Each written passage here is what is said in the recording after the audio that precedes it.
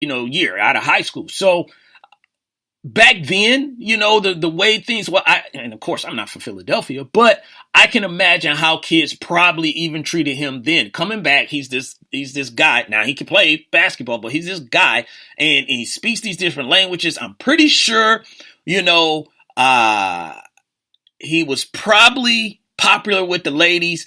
And let me tell you something, ladies and gentlemen. If you're a guy at the high school and you feel you don't put in your time to make a name for yourself, and then some new guy just comes out of nowhere, and then all the ladies go crazy, and he can play basketball. Yeah, you might have some people that will treat you a little bit different. Not saying that it happened, but I think it probably did. They probably like, man, who is this guy? Whatever, speaking all these different languages, and all this stuff. But he had in his mind at that point, basically, I'm gonna just destroy everybody because I don't want to be that person that's placed on the outside.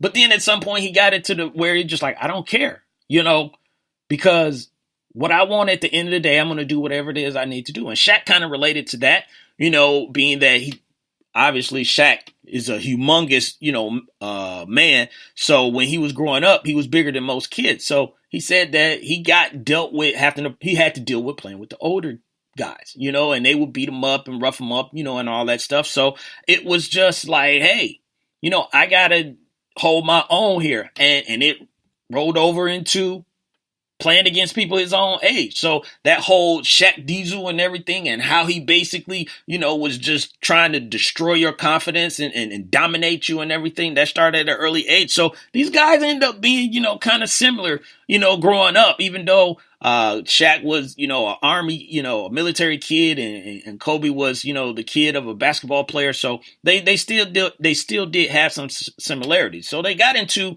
basically how when they got together. Shaq, was already in the league. He had, some of the success with the Magic, but then he left, and everything. And he told the story about how all this thing, all this stuff with Shaq and with Kobe, this whole thing with the Black Mamba and everything, I think it just continued to grow, because there's a story that Kobe told as well, real quick, that, when Kobe was coming up and Shaq was with the Magic, somehow Kobe met Penny Hardaway, and he said Penny kind of, pushed him off to the side because he wanted an autograph. And we all know he remembered that. He remembered that, and it's just like he's going to take that, as motivation. So they went into how they got together. Shaq was, trusting of Jerry West when Jerry West was talking about Kobe coming, up to L.A. or trading for him, because remember, he got originally drafted by the Charlotte Hornets at that point, but he got traded for Vlade Divac to LA. So now these guys get together. You see that they will,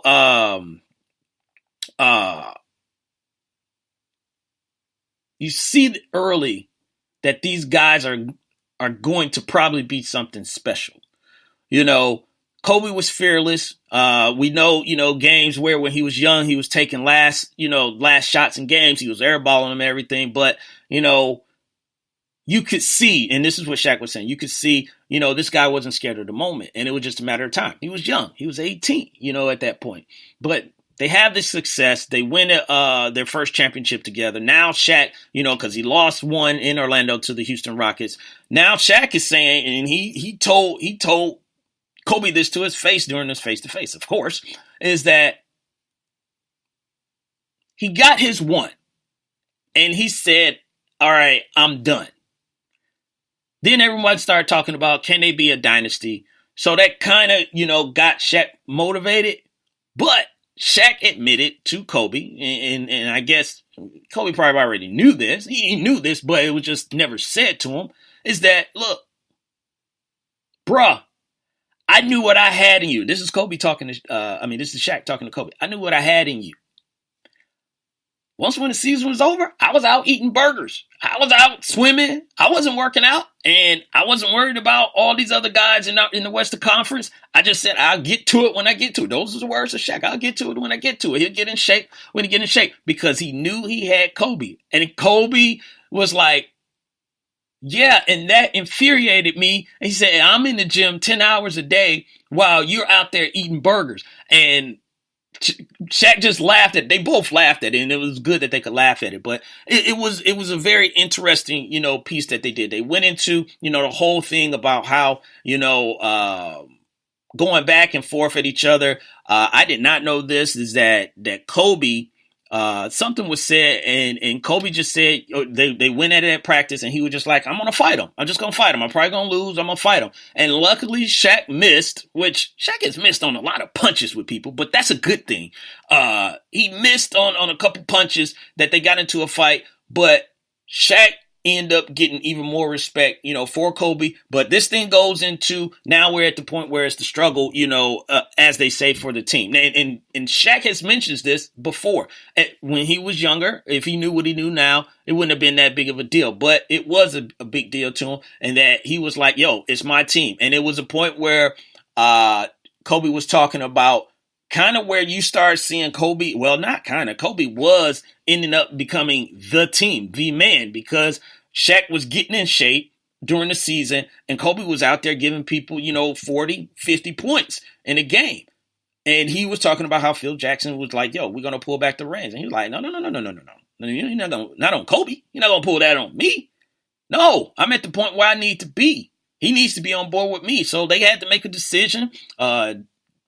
Jerry Buss made the decision. He said Shaq was getting older. Shaq said, Jerry Buss told this to him, said, look, man, I can't give you the money that you want. We're going to have to ship you off and send you out, And Shaq said he understood, but this whole thing from then on out, when Shaq left the Lakers, probably up to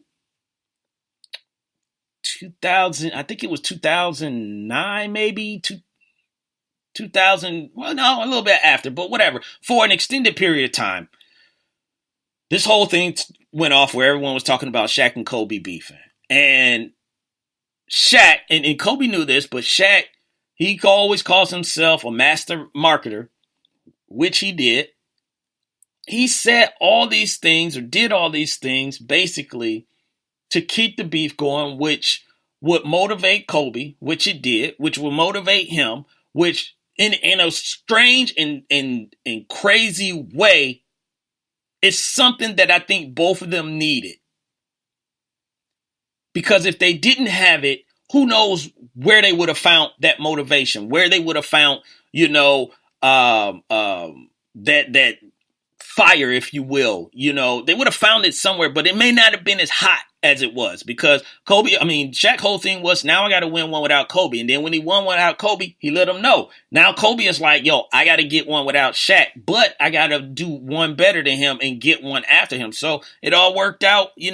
Kobe got 5, Shaq got 4. Obviously, Kobe, I guess, has won at the end of it because he got one more, than Shaq. But they got a lot of stuff off their chest. They talked about, that loss to the Pistons in 2004 and how that, went down and where they made their mistakes and what Detroit did. So, they talked about how they, what they could have been, at that point. But I forget, side note, I was saying Boston was the first super team. Actually, the Lakers were the first super team, if people want to, go back to, as far as like putting someone together, if you will. It might be someone else, before that, but I really think, it was the Lakers, because they had won 3 championships, and they sat down Derek Fisher and Rick Fox for Karl Malone and Gary Payton. So social media was not what it is now, because I think Gary Payton and Karl Malone probably would have got destroyed, by that, because it's the same thing that people criticize Kevin Durant for. But these guys, they talked about how, and Kobe put it on himself. He said, I didn't do what I needed to do to get Karl Malone and Gary Payton into the mix like they should, to utilize them like they should. And if they had, they would have beat the Pistons. I don't know if that was true. I don't know if that would have been true or not, because the Pistons they beat y'all 4-1. So, it's not like it went 7 games or anything like that. You had 5 games to figure it out, and you didn't. And so, but it is, interesting to see what would have happened, So that whole thing to me, it was entertaining. It was stuff I found out that I did not know. Um, that whole thing about how Shaq, was basically just poking the bear, just poking it. And I think he knew at the end of the day that they would be good, and Kobe is someone that he could do that with, and Kobe understand it too, and it worked. It worked. The NBA and the media talked about it for years, and now they're good. They always been good, I think, to a certain degree.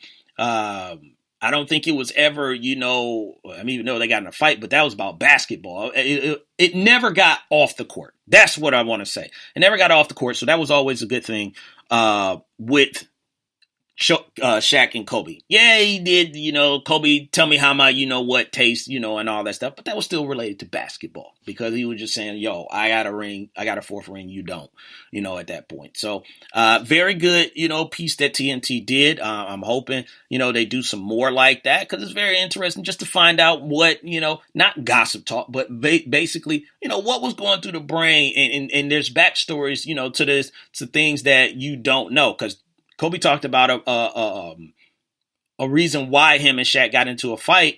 And I remember because he was talking about they were doing the taping, and it was actually on the reality show. It was him and Reggie Miller.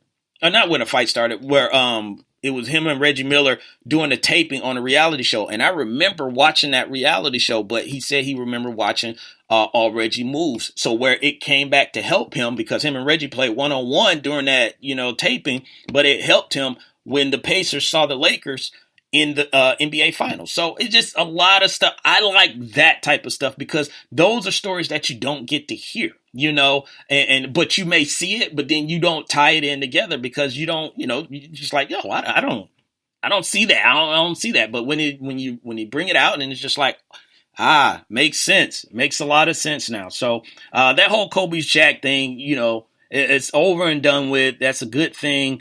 Now we can move on to someone else. I'm sure they're going to be talking about, other people that's beefing, and everything, but it's probably not really what it is, ladies and gentlemen. They say it's a beef, but it's not a beef, So continuing with this All-Star Weekend edition for the Wait a Minute show, your man Jelani JB Bodie and Lopan, who is around here somewhere. He'll be in here a little bit later, but I talked about the Basketball Hall of Fame. I keep wanting to say NBA Hall of Fame, because we normally just talk about NBA players. But the Basketball Hall of Fame, they have announced their finalists. Now, there is a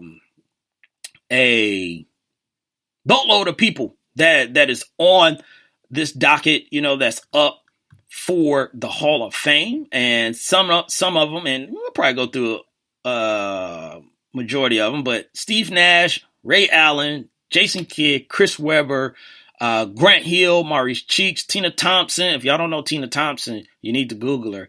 Katie Smith, Rudy Tomjanovich, Kim Mulkey, Charles Lefty Drizel, Hugh Evans, the 1954-58 Wayland Baptist University team, Doris Burke, Jim Host, Harley Reid, and Andy Bernstein. So these are, people who are either players, coaches, teams, or they were involved in the media as far as like broadcast or print, but why we all here? We're here because the NBA decided to, or the Hall of Fame, the Basketball Hall of Fame decided to change the eligibility limit. So, the eligibility time. So it used to be 5 years. Now it's 3 years. And the reason that this is going to be interesting is because there are two guys, I should say, that would not have been eligible this year. They would have had to wait 2 more years. But because they changed the rule, Steve Nash and Ray Allen is now available to be a finalist for the Hall of Fame of basketball. Now, a lot of times, because guys, when they retire, young ladies and women, when they retire, all this stuff, coaches, when they retire, you don't have as much, as a controversy as you will. But I just think, guys like Steve Nash, Ray Allen, Jason Kidd, Chris Webber, Grant Hill, and Maurice Cheeks, which I am still surprised that for whatever reason, I thought Maurice Cheeks was in in the Hall of Fame already. So I'm just surprised that he's on this list of players. But